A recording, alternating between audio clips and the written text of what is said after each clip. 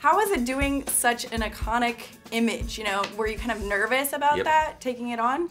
You know, I fought for the role. I've never been as aggressive as this going for a role. I waited for a movie musical for a long time. And the 5 minutes after I got it, I think a lot of the actors felt the same thing. It was like, oh, now I've got to do it. Now I really, you know, and all the thoughts of Colm Wilkinson, the famous Jean Valjean's on stage, the 300 years of this book and this famous iconic literary character. The weight of it at times was heavy, but it's also the kind of nervousness that you dream of as an actor, you know? Yeah. So, you know, in Australia we have a saying, have a go. Just have a go, you know? Go for it. So I did. Now that's right. There's so much like emotional depth. Like, how did you get to that point? Because there's so much like focus on you and your... You know, I actually came to singing from an acting point of view. About 20 years ago, I was in my first show, and Tom Hooper really encouraged us just to go to places that were uncomfortable, places that were raw, and he said for us to really get it through the screen to affect people, we're going to have to go touch true places, and singing can help you.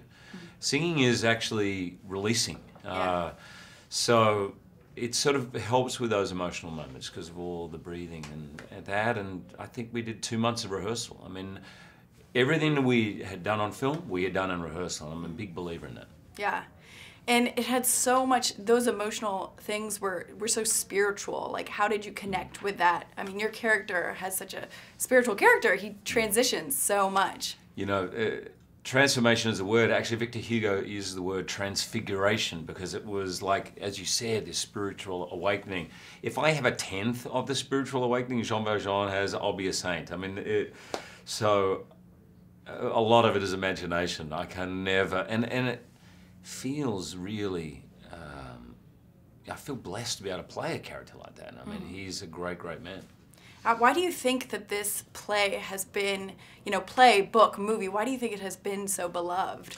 The story of Les Miserables has been around for 300 years. It's really about hope and love and grace, injustice, and ultimately about redemption. And that touches us all intimately. There are so many characters that you can relate to. And then these guys created 30 years ago some of the most beautiful, timeless music. Every song is a winner, you know. So I'm sure in 30 years from now it'll be as relevant as it is today. Yeah, and universal themes, like all the characters, you're kind of going along. And big themes as well as little. I mean, there's unrequited love, you know, someone getting their heart broken for the first time, as well as massive, you know, themes like Jean Valjean. So there really is something in it for everyone.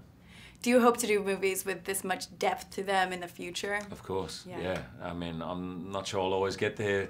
Les Mis is a bit of a chance of a lifetime, but of course I hope one day to have something else.